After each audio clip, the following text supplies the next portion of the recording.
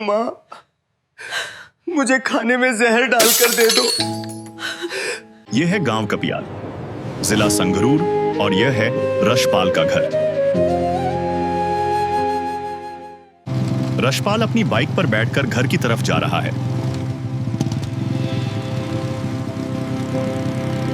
सत श्री अकाल। सत श्री अकाल बेटा।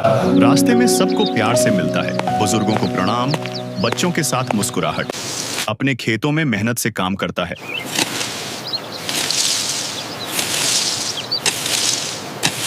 पशुओं के लिए चारा डालता है। सच में बहुत सीधा साधा और अच्छा लड़का था रशपाल। एक दिन रशपाल अपनी माता से बात करता है। माँ, मैं आगे की पढ़ाई संगरूर कॉलेज में करनी है पहले। ठीक है बेटा, कर लेना पढ़ाई। और कॉलेज जाने की तैयारी करता है। आज उसका पहला दिन है कॉलेज में। कॉलेज पहुंचकर अपने दोस्तों से हाथ मिलाता है, बातें करता है और फिर अपनी क्लास की तरफ बढ़ता है। लेकिन कॉलेज में कुछ बदमाश लड़के भी थे। रशपाल उन्हें देख रहा था और बोला, जिंदगी तो इनकी है। इनका कॉलेज में पूरा नाम है, पूरा दबदबा है। और फिर रशपाल उनके पास जाता है और उनसे दोस्ती कर लेता है। धीरे धीरे नशे की लत में फंस जाता है। बाहर बदमाशी, शराब, सिगरेट। कॉलेज में भी पूरी गुंडागर्दी करने लगा रशपाल।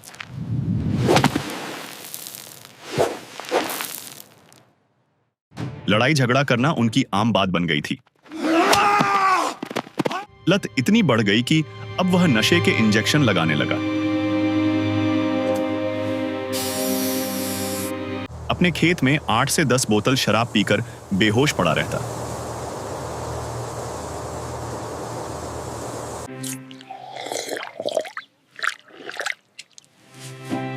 ये कभी नहीं सुधरेगा, इतना नशा करता है। उसकी मां बहुत परेशान हो चुकी थी। एक दिन उसने रोते रोते कहा, तुम मर क्यों नहीं जाता राजपाल? इतना दुखी कर रखा है सबको, अब और सहा नहीं जाता। माँ, मुझे खाने में जहर डालकर दे दो। मुझसे ऐसे मरा नहीं जाता। अगले दिन रशपाल घर के बाहर उदास बैठा था। गांव में एक लड़का था, रोहित दास। उसने देखा कि रशपाल दुखी है। वह उसके पास आया। मैं दुखी हो गया हूं, नशा छोड़ा नहीं जा रहा। आप नाम दीक्षा ले लो संत रामपाल जी महाराज जी से। संत रामपाल जी महाराज कहाँ हैं? मुझे वहां ले चलो। संत रामपाल जी महाराज जी बरवाला आश्रम में रहते हैं। भाई, बरवाला की टिकट काट दो।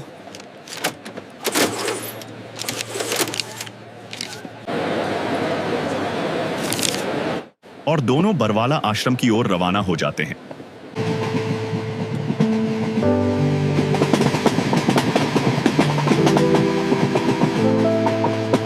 अब वे सतलोक आश्रम पहुंच चुके हैं। भंडारा चल रहा है। भक्ति का सुंदर माहौल है। रशपाल रोते रोते गुरुजी के चरणों में गिरता है और कहता है, गुरुजी, मेरा नशा छुड़ा दो, मैं बहुत दुख में हूं। और जब संत रामपाल जी महाराज जी ने उसके सिर पर आशीर्वाद का हाथ रखा, तुरंत नशे की जो तोड़ थी वो टूट गई। उसका मन पूरी तरह शांत हो गया। आज रशपाल नशा नहीं करता। आज वह भक्ति करता है, अपने माता पिता का सम्मान करता है।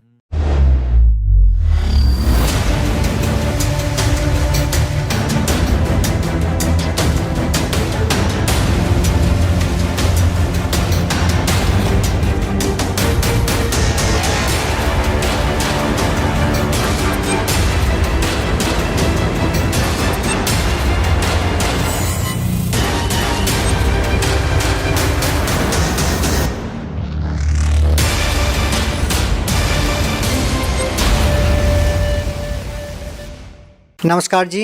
नमस्कार सर। सर क्या नाम है आपका? सर मेरा नाम है रशपाल सिंह कुमार। सर कहाँ से आए हैं आप?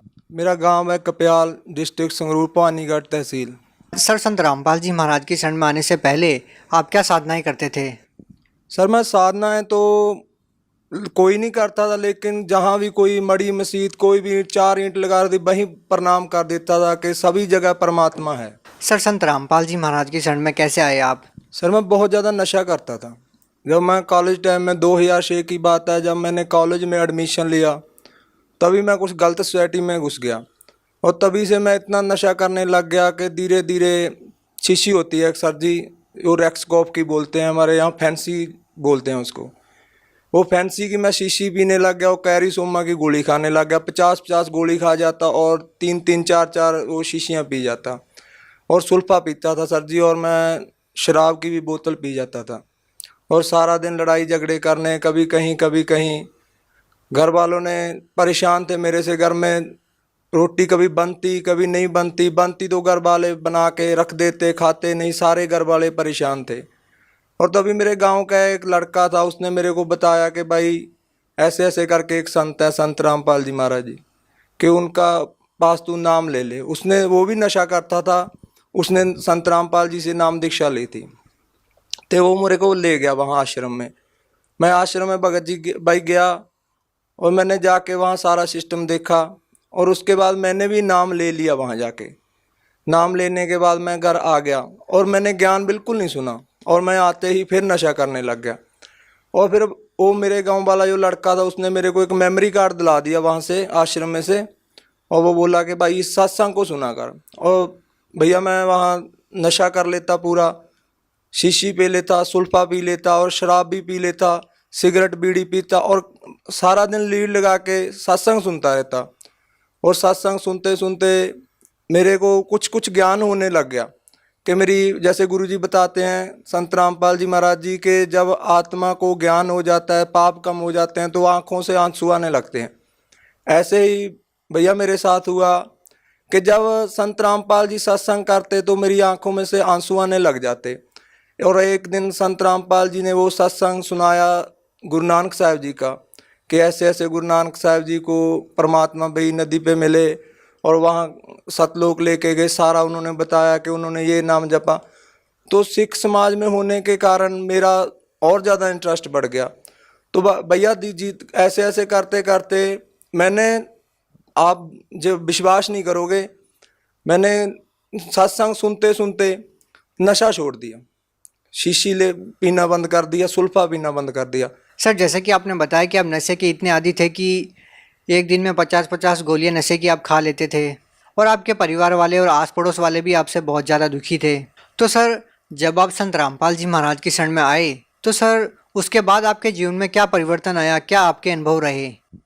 परिवर्तन जो आया, ये पहले तो मेरे को यकीन ही नहीं था, क्योंकि मैंने 4 महीने जनरेशन केयर सेंटर है अपने हमारे यहाँ पटियाला में, मैंने वहाँ 4 महीने मेरे घर वालों ने नशा छोड़ने के लिए वहाँ छोड़ के रखा मेरे को, और मैं उन्हीं की गाड़ी लेके भाग आया और आते ही फिर मैंने नशा करना शुरू कर दिया। और मेरे को ऐसा था भैया कि कोई भी ऐसी ताकत नहीं कि ये नशा छुड़वा दे, और मैं छोड़ना भी चाहता था। मेरी माँ, आप सच नहीं मानोगे, मेरी माँ मेरे को कह देती थी कि बेटा तू मर जा। मैं कह देता था माँ मेरे से मरा नहीं जाता, तू मेरे को ऐसे कर, कुछ खाने में मिला दे और मेरे को मत बता। आप भैया यकीन नहीं मानोगे, मेरे घर पे जाके ये पूछ सकते हो, यही स्थिति सेम टू सेम थी हमारे घर पे। वो मैं कहता था माँ तू इसमें डाल दे कुछ, मेरे को मत बता और मैं मर जाऊंगा, ठीक है। और भैया मैंने बहुत बार मैंने सुसाइड करने की भी कोशिश की, मेरा पूरा गाँव इस बात का गवाह है कि मैंने 1-2 बार ना ये जहर भी ले लिया था, खा लिया था, और फिर मैं बच जाता था। और तब मैं संत रामपाल जी महाराज के जहाँ जाने से पहले मैंने सोचा भी ऐसी कोई ताकत नहीं यार जो मेरा नशा छुड़वा दे, क्योंकि मेरे को नींद भी नहीं आती थी, मैं मेंटली अपसेट हो जाता था जब मैं थोड़ा बहुत नशे की डोज ऊपर नीचे हो जाती थी।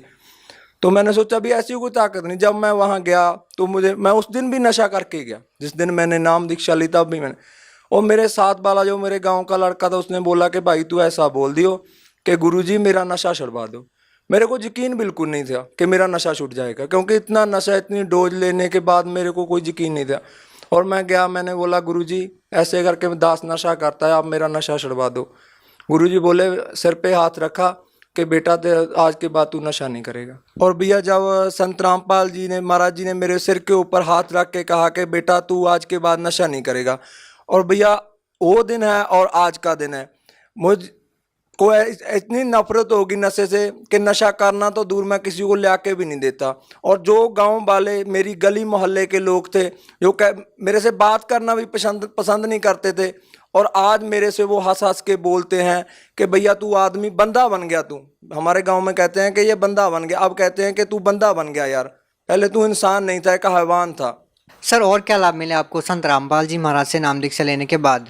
सर जी इससे बड़ा लाभ क्या हो सकता है। एक जिसे जो मरा हुआ आदमी, हमारे, आप मेरा नंबर नोट कर लो, मेरे गांव में जाके पूछ लो, मेरे गांव वाले ये कहते थे कि ये आदमी नहीं बचेगा, कुछ भी कर ले कोई। दुनिया के लिए इससे ज़्यादा बड़ी मिसाल क्या हो सकती है कि एक नशेड़ी को नशा छोड़ना सबसे बड़ी, जो भी मेडिकल नशा, कोई भी ऐसा डॉक्टर नहीं था, मेरे घर वालों ने मेरे को डॉक्टरों को भी दिखाया, वो डॉक्टर कहते थे, अपनी बात बता रहा हूँ हकीकत में, कि वो कहते थे कि भैया इसका पता क्या करो, आप इसको थोड़ी सी अफीम दो और शाम को इसको इंग्लिश का दिया दो, दारू का एक दिया दो, अगर ये नहीं, इतना नशा नहीं लेगा तो इसको अटैक आ जाएगा। आज मैं देख लो अपना सारा खेती का काम करता हूँ, कुछ अपनी ज़मीन है, कुछ मैं ठेके पे ले लेता हूँ, कम से कम 60-70 बीघा की खेती कर रहा हूँ, जबकि वो कहते थे कि ये बच ही नहीं पाएगा, इसको अटैक आ जाएगा यदि इसने नशा छोड़ दिया। इससे बड़ा लाभ क्या होगा। और मेरे माता पिता आज भी कहते हैं कि यदि वो आपके गुरुजी संत रामपाल जी महाराज जी आपके ऊपर दया ना करते तो दो महीने भी नहीं जी सकता था। सर जैसा कि संत रामपाल जी महाराज ने आपको बहुत सारे लाभ दिए, आपने बताया कि आपका नशा नहीं छूट पा रहा था, आपके घर वालों ने तरह तरह के ट्रीटमेंट भी आपको दिए, लेकिन उसके बावजूद भी आप नशा नहीं छोड़ पा रहे थे और संत रामपाल जी महाराज ने आपका वो नशा छुड़वा दिया। तो सर आज वही संत जेल के अंदर है और उनके ऊपर बहुत सारे आरोप लगे हैं, तो सर क्या कहना चाहते हैं आप? देखो जिस भी इंसान ने सच बोला है, चाहे वो संत है चाहे वो एक आम इंसान है, उसको सजा मिली है। ये लोक ही ऐसा है। अब मैं अपनी मिसाल देता हूँ, संत रामपाल जी एक संत हैं, सच्चे संत हैं, वो खुद परमात्मा हैं। कबीर साहब उन्होंने एक सच बोला है, सभी धर्म ग्रंथों को खोल खोल के बता दिया कि परमात्मा निराकार नहीं साकार है, परमात्मा दुख काट सकता है। जबकि आज तक के जितने भी सभी धर्मों के धर्मगुरु थे वो बताते थे कि परमात्मा दुख नहीं काट सकता, परमात्मा निराकार है। जब ये सच्चाई उनके सामने आ गई, उनकी दुकानदारी बंद होगी, जो उन्होंने दुकानें लगाए, उनके शिष्य उनसे पूछेंगे लाजमी कि यार आप तो निराकार बताते हो, परमात्मा हमारे ग्रंथों में साकार है। इसीलिए उनके सामने सच्चाई आने से पहले ही उन्होंने इस सच्चाई को दबाना चाहा, लेकिन सच्चाई को कभी दबाया नहीं जा सकता। हाँ, कुछ समय उन्होंने दबा तो लिया लेकिन मिटाया नहीं जा सकता। सर जैसा कि आज की जो नौजवान पीढ़ी है, खासकर सर हम पंजाब की बात करना चाहते हैं जहां नशा चरम सीमा पर है, तो सर आज के युवा लोगों को आप क्या कहना चाहते हैं? मैं आज की युवा पीढ़ी को यही संदेश देना चाहता हूं कि भैया कोई ताकत नहीं जो आपका नशा छुड़वा देगी। कोई भी, आप कहीं भी चले जाओ, किसी डॉक्टर के पास, किसी भी पीर के पास, किसी भी सियाने के पास, किसी के पास भी चले जाओ, क्योंकि जितना भैया पैसा मैं नशे में बर्बाद करता था, उतने ही पैसे मेरे घर वालों ने इन सियानों में, इन पीरों में ख़राब कर दिए, तो किसी का कुछ भी नहीं हुआ। और मेरे को डॉक्टरों के पास मैं इनको यही संदेश देना चाहता हूं कि आप संत रामपाल जी महाराज का साधना टीवी पे 7:40 से 8:40 तक सत्संग आता है, आप ध्यान से सत्संग सुनो। अगर आप नशा छोड़ना चाहते हो तो एक यही तरीका है, और संत रामपाल जी महाराज ही हैं जो आपका नशा छुड़वा सकते हैं, वरना दुनिया की कोई ताकत नहीं जो आपका नशा छुड़वा दे। जो लोग आज संत रामपाल जी महाराज से जुड़ना चाहते हैं, वो लोग चाहते हैं कि आपकी तरह उनका भी नशा छूट जाए, वो भी आपकी तरह लाभ पाना चाहते हैं, तो वो नाम दीक्षा कैसे ले सकते हैं? वो नाम दीक्षा भैया ऐसे ले सकते हैं जैसे कि सत्संग आता है साधना टीवी पे, उसके नीचे एक पट्टी आती है, उस पट्टी के ऊपर यदि आपने बुक मंगवानी है तो वो भी नंबर है, वो नंबर है सारे दिए हुए हैं, उन नंबरों पे कांटेक्ट करो और बताओ कि आप कौन से ज़िले से हों। और हर एक ज़िले में लगभग आज नामदान केंद्र हैं, आप वहाँ से जाके नामदान लो और संत रामपाल जी से होने वाले लाभ उठाओ। जो भी आपके दुख तकलीफ हैं, संत रामपाल जी कहते हैं कि सबसे पहले हम उसके दुख तकलीफ दूर करते हैं जो हमारी शरण में आता है। भैया एक ये भी बात है कि अगर हमारे दुख नहीं दूर होंगे, हमें कोई टेंशन है, दुख है, तो हम भक्ति भी नहीं कर पाएंगे। और संत रामपाल जी एक ऐसे संत हैं जो सबसे पहले दुख दूर करते हैं। अगर आप देखना भी चाहते हो कि वाकई ये लाभ होते हैं या नहीं, पहले ज्ञान समझो, फिर नाम लो, उसके बाद देखो। जी धन्यवाद। नमस्कार।